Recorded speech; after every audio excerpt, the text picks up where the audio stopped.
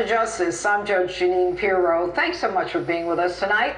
Let's get right to my open. Stop waiting for someone as to what is right and what is wrong. It's time to make up your own mind. You're simply going to have to rely on yourself. Exhibit 1. You cannot open your business if you own a gym. In fact, you risk arrest and loss of your license no matter how hard you try to comply with the rules, how hard you clean the facility, how much distance you put between gym members. But no stress. If you want a mass protest, have at it. Governor Phil Murphy exempted political protests from pandemic restrictions and joined thousands to protest. Go for it, guys, it's your time. But don't you dare go to work. Make sense to you? But just today, Attila's gym owners made up their own minds as to what was right and used force to open up their gym that had been barricaded by the state. The consequences of their actions are yet to be seen. Exhibit 2. You cannot go to church, synagogue, or mosque in numbers of more than 50.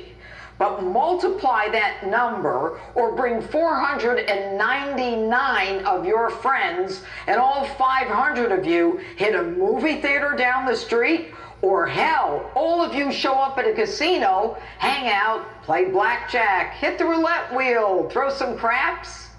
So says the United States Supreme Court. Yep. There's a cap on the number of people who can attend religious services at 50, but not for pro-profit companies like casinos and theaters that can have 500. And you can thank Justice John Roberts for joining the left yet again, and praise President Trump's appointee Neil Gorsuch for the dissent that reads, quote, "There is no world in which the Constitution permits Nevada to favor Caesar's palace over Calvary Chapel." Make sense to you? Exhibit 3. You cannot protect federal courthouses in this country because if you do, you're a violent occupying force who brings terror on peaceful protesters, the ones who are actually bombing, burning, and destroying those courthouses. If you protect these halls of justice, you are nothing more than the enemy bringing fear to city streets. So says Oregon's Governor Kate Brown and Portland's Mayor Ted Wheeler. Forget that the leftists have injured over 240 Department of Homeland Security officers and intentionally blinded 3 over more than 60 days of violent upheaval. Forget that that 40 U.S.C. Section 1315 requires the Department of Homeland Security to protect federal property. Forget that neighbors are frightened, petrified, and haven't slept in more than 60 days. Make sense to you? Exhibit 4.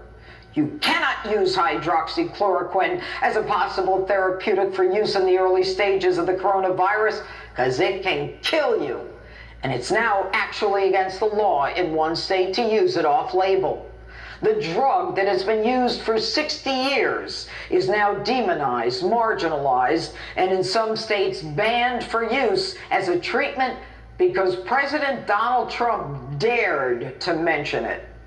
In spite of the fact that scores of frontline doctors and healthcare workers continuously recommend its benefits along with zinc and a Z-Pack for use both prophylactically and in the early stages of the virus. Our own Dr. Mark Siegel prescribed it for his dad and said it was a miracle cure for him. And yet to others, it must be outlawed.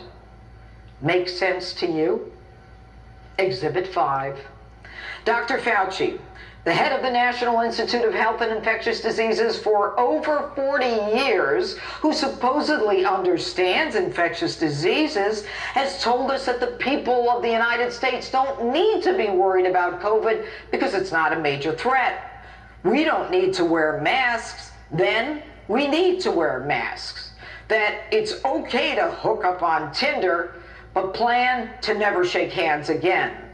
That we shouldn't use hydroxychloroquine because it's ineffective, and calls studies flawed that show that it is effective. As a physician responsible for public health, should he not be receptive to all observations made by doctors on the front lines?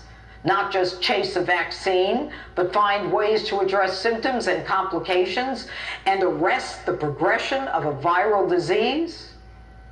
Does this make sense to you? Exhibit 6. More than 100 police agencies have backed out of security for the Milwaukee DNC after their Civilian Oversight Commission denied police the use of tear gas and pepper spray to maintain crowd control during out-of-control protests. Make sense to you? Folks, we are living in an upside-down world where politics is the deciding factor for all things: work, play, religion, safety, and health. This is not a good place to be. Truth and honesty are essential, but when clouded by the politics of lies, they are almost impossible to find. You have 93 days. If you like living like this, you can get more of the same with that guy hiding in the basement, Bunker Joe.